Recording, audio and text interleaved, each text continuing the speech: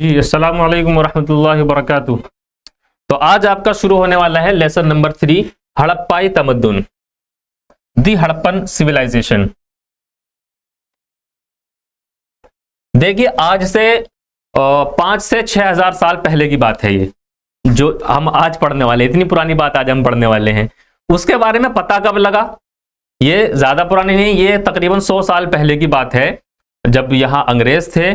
उस वक्त एक खुदाई चल रही थी पाकिस्तान का, एक जो वो जगह पाकिस्तान में है, हड़प्पा नाम का एक गांव था। वहां काम चल रहा था रेलवे लाइन बिछाने का। ठीक है, तो उसकी खुदाई के दौरान वहां कुछ वाकयात जो रह जाते हैं वो नजर आए। ठीक है, तो उसके बाद वहां धीरे धीरे और ज्यादा खुदाई देखी गई। तो वहीं पर हड़प्पा जो गांव है वहीं से खुदाई शुरू हुई, और वहीं से जब पूरा रिसर्च देखा गया, उसके डेट पता लगाई गई कि कितना पुरानी चीजें हो सकती हैं, तो तब हमें एक नई तमद्दुन, नई सिविलाइजेशन का पता चला, और जो तकरीबन 5000 साल पुरानी तमद्दुन या सिविलाइजेशन थी। ठीक है, तो हड़प्पा जो था एक गांव, एक जगह का नाम था जो अब पाकिस्तान में है। वहां से उसकी पता चला था इस सिविलाइजेशन का, इसलिए इसका नाम रखा गया हड़प्पा सिविलाइजेशन। ये जगह है कहां पर? रावी नदी है जो सिंधु नदी के साथ बहती है, रावी नदी, उसके किनारे पर यह गांव मिला था। ठीक है, और कभी कभी इसीलिए क्योंकि इसकी जो पूरा एरिया है वो सिंधु नदी के आसपास बसा हुआ है। ठीक है, सिंधु नदी जो हिमालय से निकलती है और उसका मेन पार्ट ज्यादातर पाकिस्तान में बहता है और वो जाकर अरब सागर में मिल जाती है। सिंधु नदी उसी के आसपास ये पूरा एरिया फैला हुआ है, इसलिए इसको इंडस वैली सिविलाइजेशन भी कहा जाता है, या फिर जो आपका सिंधु नदी सभ्यता हम इसको बोलते हैं हिंदी में। इसी दौरान जब 5000 साल पहले लोग यहां रहा करते थे हिंदुस्तान में, उसी दौरान जो उस वक्त की, उसी जमाने की जो 2 सिविलाइजेशन और हमें दुनिया में देखने को मिलती हैं, एक थी अफ्रीका में मिस्र की सभ्यता जो नील नदी के किनारे पर बसी हुई थी, और दूसरी थी मेसोपोटामिया की सभ्यता जो ईरान इराक के एरिया में थी। ठीक है, तो वहां भी इन चीजों का ये चीज दिखाई देते हैं कि उन जो सभ्यता थी उसी जमाने की, वहां से भी इनका जो कारोबार था या एक दूसरे का वहां आना जाना हुआ करता था। तो इससे हमें पता चलता है कि वो सभ्यताएं, वो सिविलाइजेशन जो थी वो भी इसी जमाने की थी। ठीक है, तो ये आपका ब्रीफ होगा कि आप पढ़ने क्या वाले हैं। आज आप हड़प्पाई तमद्दुन पूरी डिटेल के साथ पढ़ने वाले हैं, कैसे इसकी शुरुआत हुई होगी। ठीक है, और जो ये अपनी पूरी उरूज पर थी जिस वक्त, उस वक्त कितना एरिया था, कैसे कैसे लोग यहां रहा करते थे, क्या उनका माशी निजाम क्या था, ये सब चीजें आज हम इस लेसन के अंदर पढ़ने वाले हैं। आइए थोड़ा इंट्रोडक्शन देख लेते। ये जमाना कौन सा था जी?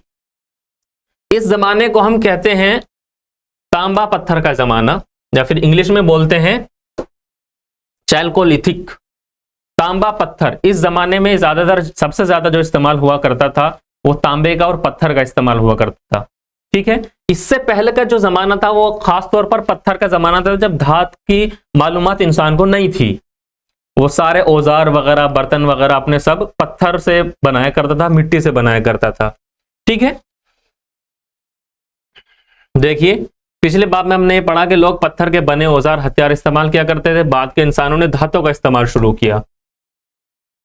तांबा वो पहली धातु थी जिसका इस्तेमाल औजार बनाने के लिए किया जाने लगा। ये सवाल आ सकता है 1 नंबर का कि सबसे पहली धातु कौन सी थी जिससे इंसान ने औजार बनाने शुरू किए? तो कौन सी धातु थी वो? तांबा। ठीक है, धीरे धीरे बर्रे सगीर हिंद में कई सकाफतों को फरोग हासिल हुआ। ये सारी सकाफतें बुनियादी तौर पर पत्थर और तांबे के औजारों का इस्तेमाल किया करती थी।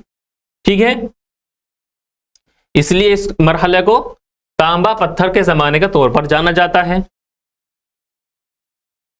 और इसी जमाने का जो रोशन तरीन बाब हम पढ़ते हैं वो हड़प्पा तमद्दुन का है। सबसे ज्यादा इस्तेमाल यहां हुआ था, और ये जो सिविलाइजेशन थी ये सबसे ज्यादा उरूज पर पहुंची थी। इसे वादी सिंध तमद्दुन के नाम से भी जाना जाता है। वादी सिंध, इंडस वैली, सिंध को बोला आपने इंडस, वैली को हम बोलते हैं वादी, और तमद्दुन है आपकी सिविलाइजेशन। तो इसको हम इंग्लिश में बोलते हैं इंडस वैली सिविलाइजेशन, वादी सिंध तमद्दुन। अच्छा, इसके दरियाफ्त जैसे मैंने बताया 1920 से 1922, तकरीबन 100 साल पहले। पहली धातु का इस्तेमाल जिसका इंसान ने औजार के रूप में शुरू किया, तांबा थी। और दूसरा हड़प्पाई जो तमद्दुन था, इसकी दरियाफ्त कब हुई? 1920 से 1922 के दौरान। ठीक है, रावी नदी के किनारों पर हड़प्पा और सिंध के किनारों पर मोहनजोदड़ो, 2 शहर याद रखिए हड़प्पा और मोहनजोदाड़ो। हड़प्पा जो है ये रावी नदी के किनारे और मोहनजोदाड़ो सिंध नदी के किनारे। पहली खुदाई D.R. साहनी, ये एक मुअर्रिख हैं, हिस्टोरियन, और दूसरे मुकाम की खुदाई R.D. बनर्जी। ठीक है, ये दो प्रोमिनेंट हिस्टोरियन हैं जिनकी निगरानी में यहां खुदाई की गई। ये दो नाम याद रखने हैं आपको। ठीक है, जमाना कितना पुराना माना गया है इसका? 2600 कब्ल मसीह से 1900 कब्ल मसीह। अब ये जो है 2600 कब्ल मसीह, ये क्या होता है? कब्ल मसीह जो हमारा ईसवी सन चल रहा है उससे पहले का जमाना। अब ईसवी कौन सी चल रही है आपकी? 2024। ठीक है, उससे भी जो जब यहां से ये सन शुरू होता है उससे भी 2600 साल पहले का जमाना है। तो आप इसमें ऐड करेंगे 2600 और 2000, तकरीबन 4600 साल पुरानी बात कर रहे हैं ये। कब्ल मसीह हजरत जो ईसा अलैहिस्सलाम है उनके जमाने से पहले का जो जमाना है, ठीक है, उसको हम कब्ल मसीह या फिर इंग्लिश में बोलते हैं BC, बिफोर क्राइस्ट।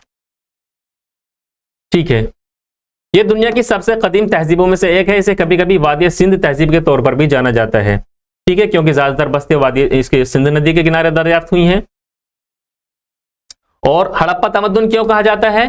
क्योंकि हड़प्पा ही पहला मुकाम था जहां से इस तमद्दुन की मौजूदगी का पता चला। पहली खुदाई कहाँ हुई थी? हड़प्पा पर, इसीलिए इसको हड़प्पा के नाम से जाना गया है। ठीक है, दूसरी बात, इसकी जो खासियत है, यह हिंदुस्तान की पहली शहरी सकाफत थी। यह सकाफत जो थी बाकायदा यहां पर शहर बने हुए थे। ऐसे शहर जो आजकल आप देखते हैं ना, जिस तरह के शहर, तकरीबन उसी लेवल के, लेकिन वेल मैनेज्ड शहर थे यहां पर, बड़े बड़े शहर। ये जो दो आप नाम सुन रहे हैं, मोहनजोदाड़ो और हड़प्पा, ये दोनों काफी पुराने शहर हैं ये भी। ठीक है, ये कैसी सकाफत थी? शहरी सकाफत थी। और दीगर कदीम तमद्दुन जैसे इराक की, यानी इसको इंग्लिश में बोलते हैं मेसोपोटामिया, इराक की जो तहजीब थी, और मिस्र की जो आपकी नील नदी के किनारे पर बसी हुई सिविलाइजेशन थी, ये भी एक ही जमाने की थी। मतलब जो मैंने आपको शुरू में बताया, एक ही जमाने की तीनों ये तहजीबें थी। ठीक है, अब यहां इस तमद्दुन, इस तहजीब के बारे में हमें जो जानकारी मिलती है वो सिर्फ किसके आधार पर मिलती है? आसारी खुदाइयों पर मुबनी है। उसी से हम यहाँ की जानकारी ले सकते हैं। क्यों? क्योंकि यहाँ की जो रस्मुल खत है, यहाँ की जो लिखाई है, वो अभी तक पढ़ी नहीं जा सकी है कि वो किस तरह लिखा करते थे। इसलिए जो हमें सबूत मिलते हैं वहां की खुदाइयों में, जो चीजें मिलती हैं, उसी से हम अंदाजा लगा सकते हैं। ये होता है इसका पूरा इंट्रोडक्शन। तब तक के लिए अल्लाह हाफिज, अस्सलाम वालेकुम।